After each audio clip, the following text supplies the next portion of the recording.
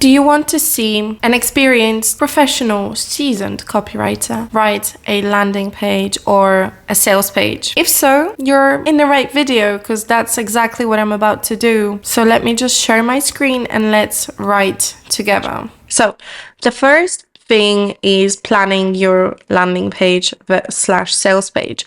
Everybody has a different way of doing that. For me personally, what I do is I list out the information about the product or the service that I need to include on the sales page. And then I go through the process of like trying to see in my mind what would logically make sense for the reader, right? And then what can help you with that is copywriting frameworks like PASS, for example, pain, agitate, solution, right? Why does that help you? Because it gives a logical order to your writing. So copywriting formulas are not so much about fitting your writing into specific boxes. It's more about giving a logical structure to your writing. So if we, for example, want to go with PASS, we would want to list out the pain points, right? To understand like, okay, what kind of thing do I want to go with? And let's imagine that we're writing for a weight loss program. I'm just making this up, aimed at new mothers who want to get back into their old shape, right? So that's it, right? This is literally, okay, a lot of people would be like, oh, I need to do so much research. Like, listen, if you're just practicing, just get like a basic idea of the person.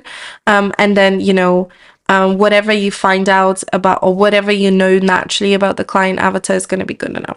Anyway, so if this is the product and this is our avatar, what would be their pain points, right? So a new mother who just had a baby and her body obviously changed. So I'm not talking just had a baby. Let's say she's had a baby, like she had her baby like 12 months ago. Obviously she'd be looking at herself and be like, okay, am I actually ever going to get back to my old shape, right? So dissatisfaction with the way her body looks, right? Some like nostalgia or feeling of loss, right? Like I lost something. Like I had this body before, I had my shape before that I liked. Now I don't have it. It's a feeling of loss. Obviously lack of confidence, right? Obviously she is struggling for time because she has a baby and her time is focused on the baby. What else could we say? She is okay, like let's keep it at that. So knowing we have these pain points, when we want to start the conversation, right? When someone lands on a page, you need to immediately enter the conversation they're already having in their mind. Now, for my avatar, and I imagine she's like tried stuff, because if the baby is at least 12 months old, she's probably tried like exercise or some dieting, and she's getting a little bit frustrated with not having like any success or any change. So the way I would chime in on this person's inner conversations, I would say something like, is it even possible to get back to your pre-pregnancy body, right? So this is a question, and it's good to start the page with a question like this because it's going to encourage the curiosity for them to continue reading.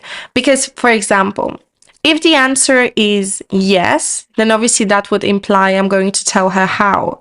If the answer is no, then obviously that's going to confirm her biggest fear and she's going to be gutted. So she would want to find out like, okay, is there even a chance? Am I just wasting my time? Am I just destined to be like this, right? So this is a perfect like title, right? Now, I know that some people say, oh, when you write in the title, like the title and the subtitle should be like, should tell the answer of 3 questions. What is this? What is it going to do for me? And blah, blah, blah. And that is okay also. However, in this case, this could be a very clever way of entering the conversation the woman is having and then encouraging her, encouraging this curiosity, to get her to keep reading. So then I also want to say that this is the kind of sentence that if she didn't know the answer, like let's say it flashed at her somewhere, she saw it with the corner of her eye, or she got distracted with something, when she went to bed at night, she would have this in her head, like, well, is it possible or is it not possible? And that's real curiosity when you're like, you need to know what is the answer. So anyway, going into the pain points, I wrote this really quickly. Mama, your bundle of joy is growing fast. You've been dedicated to providing baby with everything, and in the process, might have neglected your own needs. While some things are an easy fix, like messy hair, overgrown leg hair, and sweatpants with baby food stains, other things need more patience and care. It hurts to feel unhappy with your own body, to look in the mirror and not recognize yourself. Right, so I touched on the pain points essentially, right? I'm showing her, I understand you. Like, I know that you've been so dedicated to your baby that probably you were not thinking about yourself so much and you just didn't have the time. And while the reason I say while some things are an easy fix, because I imagine like as a new mother, you don't really have time to like do your hair and shave your legs and, you know, wear fancy clothes. You're just kind of like, you know, whatever, because you're always busy with the baby. And I'm just saying, like, the reason I said that to her is to just connect with her more. Like, I get you. Like, I know what you're going through. And then, you know, I'm saying here, other things need more patience and care, because I'm priming her to the conversation we're about to have about a long-term commitment to her well-being, right? Because the product is a weight loss program, which is not an overnight fix. And then I dive into her pain points a little bit more. It hurts to feel unhappy with your own body, to look in the mirror and not recognize yourself. So this is like the pain. Now we're going to go into agitate. Now you could also just focus on like one pain point and just talk about it over and over again, right? So like you could just pick dissatisfaction, or, you know, the nostalgia or feeling of loss, which is kind of like what I went with here, like, you know, not recognizing yourself, or the lack of confidence or whatever. But I just kind of stuck to that. So let me show you what I would write next. So then I dive in a little bit more into the pain point, and I say the nostalgia of crop tops, cute dresses, and tight jeans brings you to tears because you feel like you don't belong in those anymore. Are some mamas just more lucky than others? You've heard women say that their bodies naturally return to their pre-pregnancy shape and weight, but yours seems to be looking less and less appealing. So what I'm doing here is, I'm just elaborating on it, you know, and this is kind of like, this hurts because we've all been there when our body changes, especially as women. And then, you know, we just don't feel the same confidence that we did before. So if before she was wearing, like, let's say this is a millennial mom, right? So she's in her 20s. And then she used to feel so comfortable wearing like crop tops and, you know, the fashion, how it is now. And then all of a sudden it's like, wow, I can't even wear, like, I don't feel good wearing that. That hurts. And we always crave like feeling confident and feeling good in ourselves. And then what I'm touching here is this kind of not envy, but like there are women, and I've never been pregnant, like I don't have kids, but I just know this, right? That there are some women that just naturally the weight just drops off and they look the same that they did before they had their 3 kids, right? So, and I know that this woman has probably observed it, and she's asking herself, like, are some women just more lucky? Like, is it genetic? Why is it so easy for them, and why is it so difficult for me? And why my body is going for the worse while their body is different. So now we want to move into the solution, right? So we did the pain points, agitation, and now the solution. Let me show you. So now I'm saying the answer is that yes, some are lucky. And this would make the person go like, oh, no, I'm just not one of the lucky ones. But then I surprise them. I say, but it's nothing to do with genetics.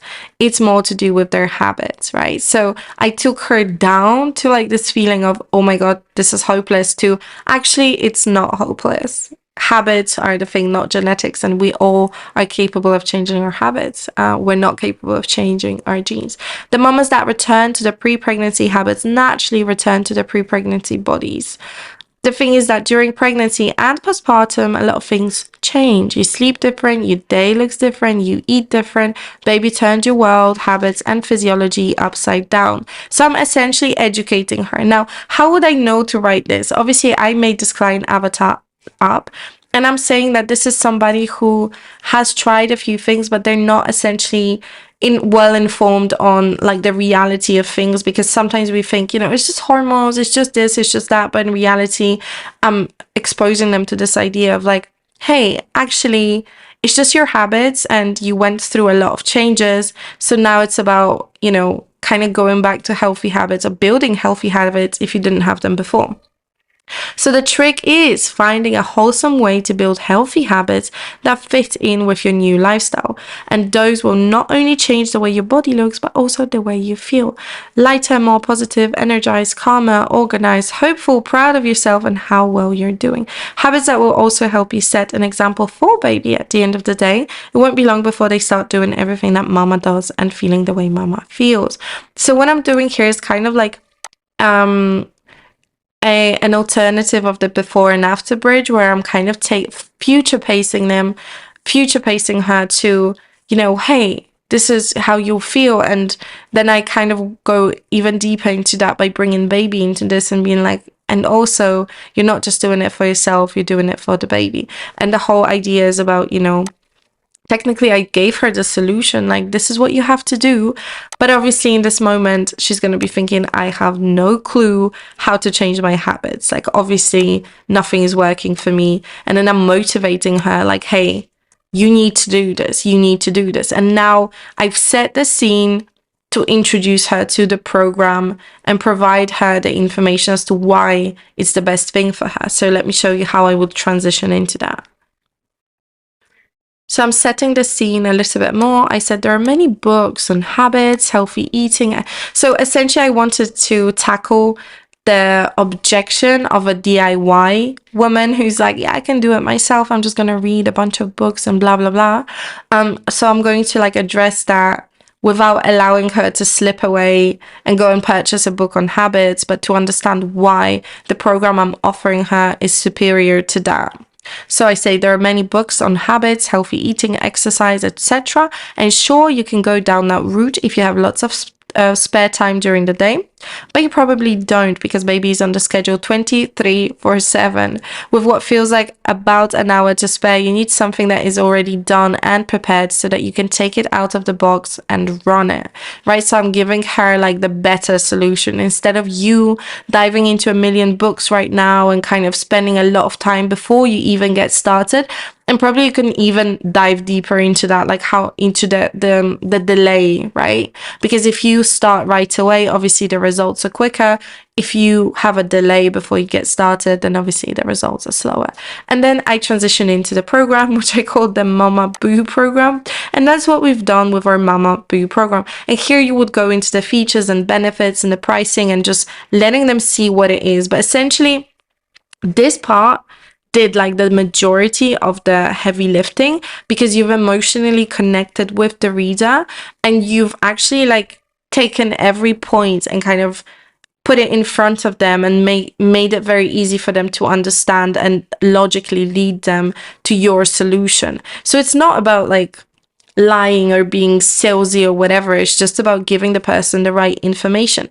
And if she reads this and it doesn't resonate because, I don't know, she has 10 nannies and she has lots of time and whatever, then obviously that's not our prospect, but we are talking to the woman that doesn't, right? So this would have done the emotional heavy lifting, and now you can go into the logical brain or just getting them excited about the product and being like, hey, this is what it looks like, and you'll have the community and you'll have this and you'll have that, and then you price anchor them to a higher price point, and then you kind of take them down and help them understand like how much they're getting and how it's well worth their money. And then at the end of it, you'll be like, oh, and actually we have a special offer for you. And that just kind of, well, people are like, whoa, mind blowing, you know, it's worth like $9,000, but they're giving me a huge deal. And then obviously you have like a warranty or something as well, if that's a part of the offer, just to take any risk off the shoulders, and social proof and, you know, all that good stuff. But essentially it's the copywriting at the beginning that's the most important. Like this moves the needle. The other stuff is just to like check with the logical brain. Now let me see if maybe I could give you some examples of like how you could go into the features and benefits. So for example, you could say it's an easy to follow eating and exercise program that works for new mamas with babies between 2 months and 4 years old. So we're further qualifying her because this is she's gonna say, yeah, my baby is 12 months, like this is perfect for me. Then we're telling her what's included, right? So you have eating and exercise, and then we're saying that it's easy to follow. That's very important. We're putting her mind at ease.